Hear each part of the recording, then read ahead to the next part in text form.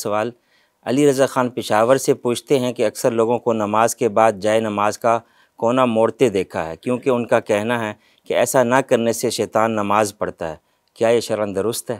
بسم اللہ الرحمن الرحیم۔ اچھی بات ہے جی، اگر کوئی شیطان بھی اللہ کی عبادت کر لے گا، یہ میں نے از راہ مزاح کہا۔ یاد رکھیں کہ کسی بھی چیز کو یقین بنا لینا یہ غلط ہے۔ جائے نماز کا کونا موڑنا یہ ہمیں بڑا یاد ہوتا ہے، ہمیں یہ یاد نہیں ہوتا کہ ہم نے جناب دوسروں کو نماز پڑھنے کا بھی کہنا ہے۔ تو جائے نماز کھلی رہنے دیں، اس کو دیکھ کے ہو سکتا ہے کسی اور کو بھی ذوق اور شوق پیدا ہو جائے کہ وہ نماز پڑھ لے۔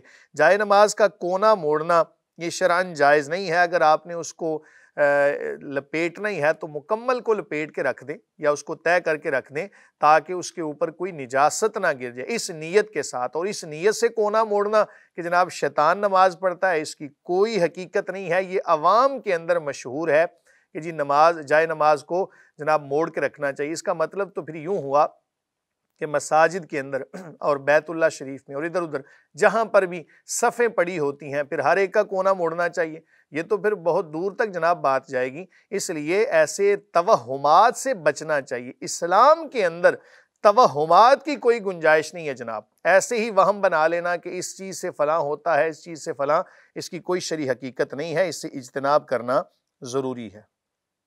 اگلا سوال ایک بہن خانیوال سے پوچھتی ہیں کہ اکثر بڑے بزرگ کہتے ہیں کہ شام کے وقت گھر میں لائٹیں آن کر دیں، بلکہ اگر اندھیرا ہو تو ڈانٹ بھی دیتے ہیں، کیا واقعی مغرب کے بعد گھر میں روشنیاں کرنے کی کوئی شرعی اہمیت ہے؟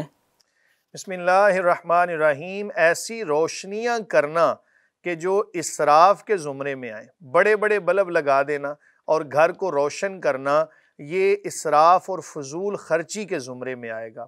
ہاں، اگر آپ پورے گھر کو تھوڑا بہت روشن کرنا چاہتے ہیں تو گھر کے اندر چھوٹے بلب جن کو زیرو سائز کہتے ہیں یا انرجی سیور استعمال کریں، صرف اس وجہ سے کہ گھر کے اندر جناب کوئی بندہ وہاں پہ جائے تو کوئی نقصان سے بچ جائے، ایسی صورتحال کے اندر تو جائز ہے۔ لیکن اس کو جناب یقین بنا لینا کہ جس جگہ پر روشنی نہیں ہوگی وہاں پر جناب کوئی آفت آ سکتی ہے، کوئی جناب بلائیں نازل ہو سکتی ہیں، اس کی کوئی شرعی حقیقت نہیں ہے۔ اس سے اجتناب کرنا ضروری ہے۔ اپنے گھر کے اندر مناسب روشنی رکھیں اور ضرورت کے وقت اس کو استعمال کریں۔ آپ دیکھتے ہیں کہ اگر آپ اپنا قرآن مجید فرقان حمید کی تعلیمات، سنت نبوی صلی اللہ علیہ وآلہ وسلم، صحابہ کرام علیہم رضوان کے واقعات پڑھیں تو چراغ بند کرنے کا حکم ہے۔ اب وہ چراغ بند کرنا ظاہر ہے جب سونے لگتے ہیں چراغ کو بند کریں گے تو ہر طرف اندھیرا ہی ہوگا، تو اگر ایسی بلائیں نازل ہوتی ہیں تو ان کے اوپر معاذ اللہ ایسا کوئی آپ کے ذہن میں عقیدہ آ سکتا ہے، سوال ہی پیدا نہیں ہوتا۔ تو اس سے پتہ چلتا ہے کہ اسراف اور فضول خرچی سے اسلام ہمیں روکتا ہے، لیکن مناسب طریقے سے آپ اگر روشنی کرنا چاہیں، اسراف کے زمرے میں نہ آئے تو پھر اس کی بہرحال اجازت ہو سکتی ہے۔ اب بعض لوگ یہ بھی کہتے ہیں اندھیرا ہو تو بچوں پر جنات حملہ کرتے ہیں، کوئی سایہ ہو جاتا ہے، اس لیے ان کو بچانے کے لیے لائٹ چلا دو۔ بچوں کے اوپر یا بڑوں کے اوپر جنات تب حملہ کریں گے جب یہ ناپاکی کی حالت میں ہوں گے۔ اپنے آپ کو پاکیزہ رکھیں۔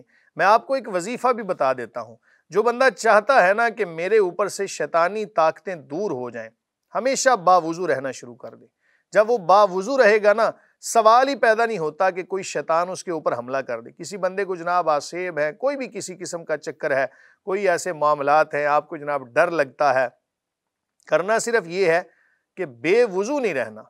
آپ نے ہر حالت کے اندر باوضو رہنا ہے۔ وضو ٹوٹا فی الفور وضو کر لیا، اور ہر وقت باوضو رہیں گے، شیاطین اور دیگر طاقتوں سے بھی محفوظ رہیں گے، اللہ تعالیٰ کی رحمتیں بھی برسیں گی۔ ایک صحابی ہیں رضی اللہ عنہ کہ ان کو نا وضو سے بڑا پیار تھا۔ جب وہ دنیا سے گئے، نبی کریم صلی اللہ علیہ وآلہ وسلم نے ان کی نماز جنازہ کے اندر شرکت فرمائی۔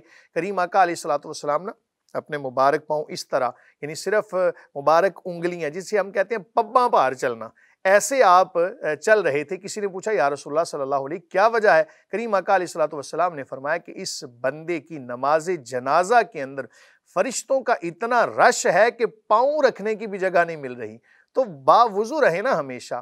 اگر آپ کو شیاطین سے اتنا ہی جناب خوف ہے، ہونا چاہیے، اللہ تعالیٰ نے بطور آزمائش ان کو نازل کیا ہے، ان سے خوف ہونا چاہیے، تو ہمیشہ باوضو رہیں۔ انشاءاللہ اس کی برکتیں دنیا کے اندر بھی ظاہر ہوں گی اور آخرت کے اندر کا ثواب تو اللہ تعالیٰ کے ذمہ کرم پر ہے۔ مفتی صاحب، تیسرے کلمے کا بھی اکثر لوگ کہتے ہیں کہ وہ پڑھیں تو اس سے بھی شیاطین اور جنات دور رہتے ہیں، انسان کی حفاظت رہتی ہے، آپ اس بارے میں کوئی بتائیں؟ بالکل، دیکھیں لا حول ولا قوت الا باللہ العلی العظیم، یہ کلمہ ایسا ہے کہ اس کے اندر ہر بیماری سے شفا ہے، اور ظاہر ہے کہ یہ بھی ایک وہم بھی ایک بیماری ہے، اور بھی بہت اقسام کی بیماریاں ہوتی ہیں۔ تو اللہ تعالیٰ ہی قادر مطلق ہے، اللہ تعالیٰ کی ذات پہ بھروسہ کرنا اور شیاطین سے اللہ تعالیٰ کی پناہ میں آ جانا، یہ بہت بڑی بات ہے۔ تیسرے کلمے کا ورد ہمیشہ جاری رکھیں، بلکہ بازار میں نکلتے ہوئے ادھر ادھر جہاں بھی آپ کو موقع ملے کثرت کے ساتھ اس کا ذکر کریں، اس سے بہت سارے توہمات سے بھی اور بہت ساری شیطانی طاقتوں سے بھی محفوظ رہیں گے۔ بہت شکریہ مفتی صاحب، آپ سب احباب کا بھی بہت شکریہ جو اپنے سوالات ہمیں بھیج رہے ہیں۔ امید ہے مفتی صاحب کے قرآن و سنت کی روشنی میں دیے گئے جوابات سے آپ کو رہنمائی ملی ہوگی۔ آپ سب دیکھنے والوں سے گزارش ہے کہ کسی بھی دینی، شرعی، اخلاقی اور اصلاحی معاملے میں رہنمائی چاہتے ہیں تو مفتی آن لائن میں اپنے سوالات سکرین پر دیے گئے نمبر پر بھیجیں، یا آپ ہمارے سوشل میڈیا کے ذریعے بھی ہم سے رابطہ کر سکتے ہیں۔ اسی طرح واٹس ایپ کے ذریعے بھی آپ ہم سے رابطہ کر سکتے ہیں، واٹس ایپ پر اپنے سوالات لکھ کر بھیجیں یا وائس نوٹ کے ذریعے بھیجیں۔ کالز ہم ریسیو نہیں کر سکتے، آپ کے سوالات کو ہم پروگرام میں شامل کریں گے اور ان کا مکمل شرعی حل بتائیں گے۔ سب دیکھنے والوں کا بہت شکریہ۔ وما علینا الا البلاغ۔